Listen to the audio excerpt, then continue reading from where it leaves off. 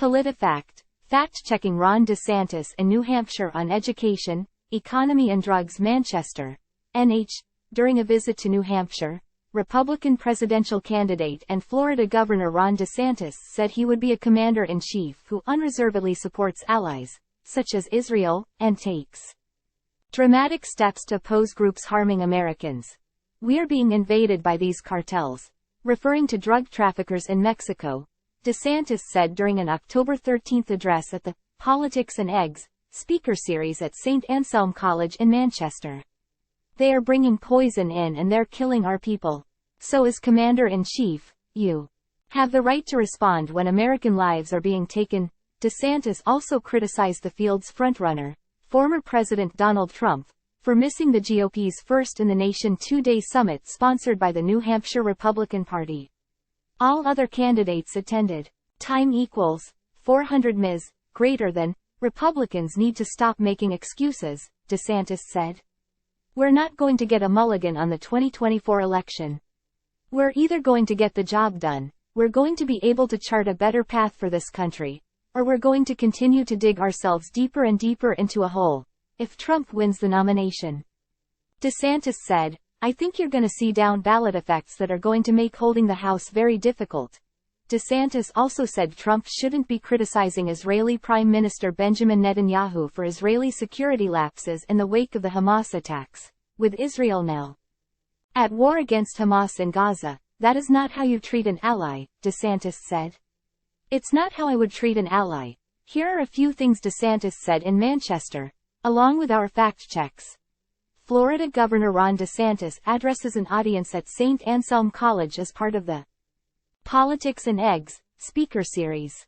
Louis Jacobson, PolitiFact. Inflation was government-induced by Joe Biden's response to COVID, which was a total disaster, by borrowing and printing trillions and trillions of dollars, acting like that wasn't going to cause disruptions in the economy.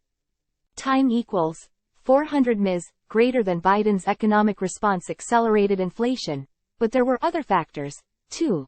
Economists say the Biden-backed 2021 American Rescue Plan Act worsened inflation by putting more money in Americans' hands after the pandemic began to wane. This meant too much money was chasing too few goods. Time equals 400 Ms. greater than. However, COVID-19 related labor market disruptions and supply chain difficulties are what initially drove up inflation. The war in Ukraine, which started in February 2022, led to a spike in gasoline prices and increased inflation, too. In Florida, we have the second lowest per capita tax burden in the entire country. Some analyses say this. There are different ways of calculating a state's tax burden. One ranking that backs up DeSantis' assertion was conducted by USA Facts, a nonprofit organization that reports on government data.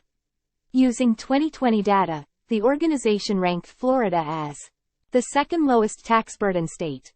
Florida's tax rates are relatively low, but a leading measurement of state-by-state tax burdens, published annually by the Tax Foundation, ranked Florida as having the 11th lowest tax burden of any state. Alaska and Wyoming rank number 1 and number 2, respectively. Time equals 400 Ms. greater than. But regardless of the method, Florida ranks relatively low for its tax burden in the commonly cited studies. I think Florida is the only state in the country that actually had a decline in overdose deaths outright. We asked DeSantis' campaign where he got the data, but did not hear back. According to the U.S. Centers for Disease Control and Prevention, Florida had a slight increase in overall overdose deaths between 2020 and 2021, from 7,231 to 7,827.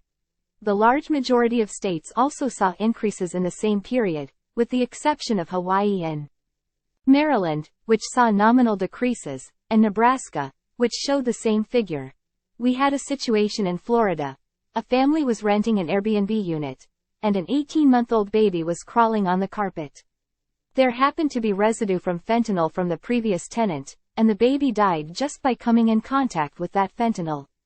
That's what a March lawsuit alleges. Honora Lavenier, a 19-month-old visiting Wellington, Florida, died August 7, 2021, at an Airbnb rental where her family was staying. the Palm Beach County Medical Examiner's Office determined that the toddler died of acute fentanyl toxicity, NBC News reported when the lawsuit was filed. The family, which was visiting from France, filed a wrongful death lawsuit that said the Florida property had a history of being used for parties. NBC News reported that a sheriff's incident report showed investigators interviewed the prior renter, who said cocaine and marijuana were used during his stay, but not fentanyl. The sheriff's office said the death is listed as accidental and the case is closed. Attorneys for the prior renter and the property owner, who were named in the suit, told NBC they denied fault, alleging negligence by the parents or others who were at the property, such as cleaners. Florida finished third and fourth, respectively, in fourth grade reading and fourth grade math. This is accurate, according to the 2022 results of the National Assessment of Educational Progress, known as the nation's report card. The NAEP tests 4th and 8th graders on key academic subjects. The 2022 report, the first since the COVID-19 pandemic, found that Florida's 4th graders placed 3rd and 4th in the U.S. in average scores for reading and math. DeSantis said the results are because his administration is fully invested in parental choice. However, the fuller picture shows that some of these test results have worsened since he's been governor, while others stayed the same. In 2017, the year before DeSantis won his first term, Florida's 4th graders had an average reading score of 228. In 2019, that dropped to 225, where it remained in the 2022 assessment. The NAEP notes that changes above or below 0.05 are statistically significant. These scores are considered below proficiency, but are above the national average, which dipped to 216 in 2022. For math, Florida 4th graders in 2017 had an average score of 246. This stayed the same in 2019, but dropped to 241 in 2022. These levels are also considered below proficiency, but are higher than the national average. In all, Florida fared better than many other states. The report showed significant declines in math and reading proficiency that affected students in every state and region, with academic progress believed to be largely derailed over disruptions from the pandemic. Time equals 400 ms. Greater than. Florida currently ranks number 1 for economy by CNBC. Number 1 for education by U.S. News & World Report. He's right about CNBC, and partially right on the U.S. News & World Report assessment. In July, CNBC ranked Florida first in states that are running the best economies. U.S. News & World Report ranked Florida number 1 for higher education, but 14th for pre-kindergarten to 12th grade. Florida's combined rating for the two categories ranked 10th overall among states. The higher education rankings were based on several factors, including the share of citizens holding college degrees, college graduation rates, the cost of in-state tuition and fees, and the burden of student debt.